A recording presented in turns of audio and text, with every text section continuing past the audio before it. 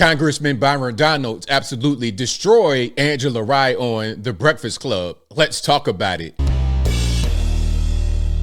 How's everybody doing? My name is Anthony Brian Logan, and today we got to talk about Florida House Rep Byron Donalds going to The Breakfast Club and destroying everybody in there, but specifically Angela Rye. Now, I guess Angela Rye is filling in for Just Hilarious. I don't really know. I'm not really a Breakfast Club watcher. If I'm right, wrong, you'll let me know. But she was a complete mess. Her whole role was to just be the thorn in his side, the pebble in his shoe. She was just a complete irritant and behaved ridiculously. She's 44, 45 years old, but behaved like she was 16 years old in high school. It was a mess. Now, before I go any further, let's get to the actual clips. Of course, I will link to the entire, hour and 12-minute podcast interview, whatever you want to call it, in the box. If you're on IG, visit a link in the bio, go to the corresponding article on the website. But without further ado, let's go ahead and roll it. Because you said in an op-ed on Fox News, as a Black conservative, I, like Senator Scott, agree in our two lives and the lives of many Black men and women like us are living proof that America is indeed no longer a racist nation. Let's pause. Now, fair use. So I got to pause it at certain points because of fair use. And Breakfast Club, don't give me no, come on, man. Just let me do the reaction. But anyway, so her question to him before this, if I'm not mistaken, was, do you think America is a racist country? Of course, conservative guys, we're not going to say this is a racist country. Are there racist people? Yes. Do racist things sometimes happen? Of course. That does not mean that America, that the US of A, is a racist country. Okay, let's continue. And by far the best place to reach your fullest potential. And so here's my question. You did, however, vote to support the Emmett Till Anti-Lynching Act, along with every member of the House except for 3 Republicans. So I appreciate your bipartisanship there. And what I do know as well, because America is in fact a racist country, was founded on such principles. Black men were lynched by the carceral state last week. I'm sure you've heard of Marcellus Williams by now. Okay, so now you're talking about Marcellus Williams, a convicted murderer who had all the evidence in the world against him, over 20 witnesses, the victim's belongings on his person, the stolen laptop that he sold to somebody else, and the witness came to court and said that he did sell him the laptop. I mean, come on, man. There is, we got to start protecting the worst of us. Let's stop. The people that want to delete people and abuse children, they got to go, if not to the penitentiary to make big rocks to little rocks, they got to go immediately a few feet underground, if you catch my drift, but I digress. In Missouri, who was convicted by a nearly all-white jury, and Freddie Owens in South Carolina, who was executed despite his friend recanting testimony that Owens was not in fact there. This is the same state, by the way, that allowed for a firing squad as an execution option. Black people are about 7.5 times more likely to be wrongfully convicted of murder in the United States than are white folks, and about 80% more likely to be innocent than others convicted of murder. Now, one thing she did throughout this entire thing, I'm sorry for the interruption, but it is what it is. Y'all know what I got to do. She was just reading from a sheet of paper the entire time. Where's your actual humanity? Where's your ability to have a conversation? She was just going and Googling articles and saying, hey, here is this bad thing that I think you agree with. So explain to me why it's not bad and explain to me why you think it's okay to support it. That's what she did, rather than having a human conversation. According to a 2022 report by the National Registry of Exonerations. So please tell me how America is not a racist country. First thing I would say is that our past is a dark one. It really is. We can't walk away from that. We had whole laws that were subjugating Black people in the South of this nation for decades after the Civil War. We can't walk away from that one. I believe that in America, we have great people in this country, and we have some people, quite frankly, that even I can't stand. But they're the vast, vast, vast minority of people in our country. Most people just want to live in harmony and peace. The average person, the regular guy and girl just walking around, they don't want any kind of problems. They just want peace. And if you come with the spirit of chaos and disrupting peace, you're the problem, regardless of what color you are. That's what they really want. I think the important thing to acknowledge today is what's going to help black people going forward. And what's going to help black people moving forward is economic policy. It's actually wide open energy policy so we can be energy dominant. It's, yes, securing our southern border because we have a situation right now where, yeah, there are more than 15 million illegal aliens in the country. Where do they reside? Mostly in sanctuary cities like New York. Where are they at? Sanctuary states like Illinois, like California. And by the way, Byron Donalds is a Florida House rep, but he's from New York. He's from Brooklyn. Happening in those cities, hospital systems are overrun. Why are they overrun? Because you have people in the country illegally who don't have resources, so they're going into the emergency room. What are they taking up? They're taking resources from poor people in our country, whether they're black, whether they're Hispanic, whether they're white. That's wrong. What about education? We have a situation where in too many inner cities, kids are not reading at grade level, or they don't have math skills at grade level. Let's get into it. Let's get into the actual problem, the real problems that we face. And if you fix these problems, we'll be able to really have some progression in this country. How does that help them excel and achieve? I don't want to discount what Angela is saying. I don't.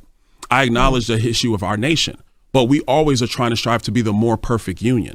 So in 2024, what are the economic policies? What are the national security policies? What are the border security policies that are gonna make our country thrive? So whether you black, Hispanic, or white, you could thrive. Why? And so I think it's so important. Then would you have to say that if it wasn't a racist country, whether you're... Come on, man. Like, you're asking the question. You're asking the question and he's responding. So if he's responding to what you said, the way he's framing it makes you think he thinks it's a racist country. That makes no sense. He's responding to your question. You're black, white, or Hispanic, you could thrive? No. Are we thriving? Are members in your state, I would argue we're not really thriving right now. This inflation, which by the way was brought to us by Kamala Harris, has really slowed down people from being able to excel. By Kamala? Yes. Vice president. Charlamagne. See, now this was a good moment because Charlamagne and everybody else really here, DJ Envy, the scammer, which is funny, they had to get educated by Byron. There was a couple of things, qualified immunity. We'll talk about that in a minute. And then also the Inflation Reduction Act. It's still the president. Charlamagne, listen, man. When Joe Biden wanted to do his American Rescue Plan, Kamala Harris was the tie-breaking vote in the United States Senate. She broke the tie that started this inflation that has hurt so many people in our country. Everybody listening to your show. It's not true? First of all, it's you sure you want to go there? Tie-breaking vote. You sure you want to go there? Go outside, Congressman. When you go outside, you sure you want to go there? Okay, let's go there. You had it. He got notes. He got notes. See, look. Now he got the notes. He has the evidence. He has it right there, right in his pocket, because he already knows this is going to be a thing that they're going to try to challenge him on. When you go to these kind of liberal spaces, they want to act like reality's not reality. So, boom, here we go. Here go the receipts right there. Let's watch this. Angela, right?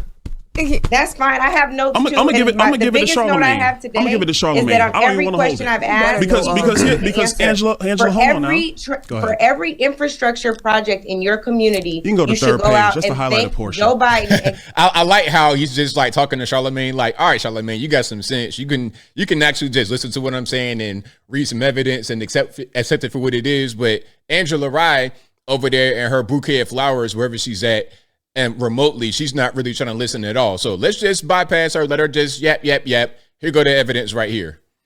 Kamala Harris and the Congress that voted for the American Rescue Plan. Angela, that's what should be happening. Larry Summers wrote an op-ed back in. And for you guys who don't know, just to clarify what he was talking about as far as the tie-breaking vote. Okay, the vice president is the president of the Senate.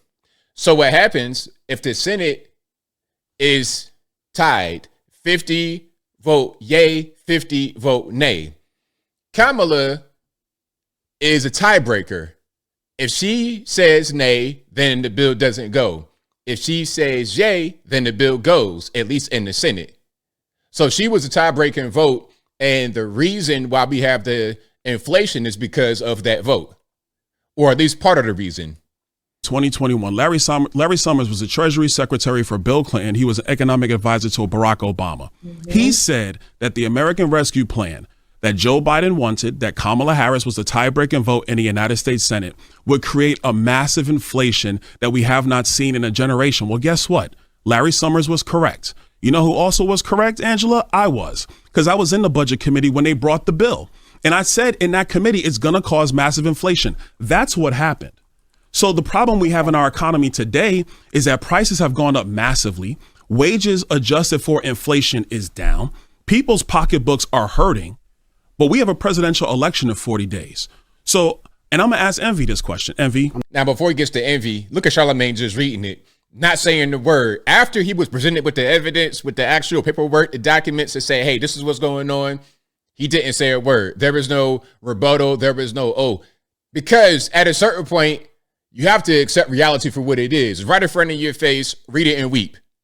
You're in the housing business as well. I know because I watch. I listen to the show. Interviewed. No, I'm just asking. Look, Angela, just be quiet. She was really an annoyance throughout the entire time. Envy as well. Look at his face. It's kind of like, I'm better than you. I don't like you. This kind of standoffish body language. DJ Envy, you got some nerve trying to be critical of Byron Donalds when you and Big Pun out there flipping them houses and trying to scam black folks allegedly from coast to coast, trying to get them, hey, you got 25 people on one house. Obviously, that can't be a thing. 25 people invested into one property. Oh, okay. All right. You might get locked up behind that, DJ Envy. So I don't want to see this pompous face you making, but I'm getting triggered, so I digress. A question, chill, Angela. So I listen to the show. I know you do a lot of business in housing. Hold on, I'll back up a little bit because that was funny. You're in the housing business as well. I know because I watch. I listen to the show. Interviewed. No, I'm just asking them a question, chill, Angela. So I listen to the show. I know you do a lot of business in housing. Mm-hmm. Would you hire somebody that broke up stuff in one of your houses to fix the other houses? No. Exactly. She broke the economy. I'm not going to do this morning, Byron. Why are you not going to do this, Angela? Because I'm bringing facts. Hold on now. So now I'm bringing facts and you don't want to do it no more? Come on now, Angela. That's not right. Now, look, there's more to the interview, but for time's sake, I'm going to just leave it right there. You can see what's going on. You can see Angela Rye getting triggered throughout the entire thing. 45 years old, behaving like she's 15 years old. Byron Donalds came with nothing but facts. Nothing but facts. And as I close, I want to say this. I read a lot of the comments under that video. You know, their audience, they got a lot of the urban people, the hip hop people or whatever. People don't like what Angela Rye was doing. They don't like her behavior. They don't like the gaslighting. And people align with what Byron Donalds was saying. Because at the end of the day, as I close, wrap it on up, put the bow on top, the truth always defends itself. And I think I'll leave that right there for now. And what say you? Did you watch the entire Byron Donalds Breakfast Club interview? I know I'm a little bit late covering it, but I had to cover it. I had to. Have you seen the entire thing or bits and pieces? Whatever your thoughts on what you saw are, let me know in the comments below. You guys know where I'm at. Byron Donalds most certainly destroyed Angela Rye, destroyed the Breakfast Club. And it wasn't even really about that. It wasn't even really about trying to come in there and swing a hammer and pop him in the head right quick, whack-a-mole style, duck hunter style. It wasn't even about that. It was just about presenting the truth for what it is. And as I said, and as I'm always say, the truth defends itself. But whatever your thoughts are, please let me know in the comments below. And that's all I got to say for this video. If you like what you heard, please comment, rate, share, and subscribe. Peace.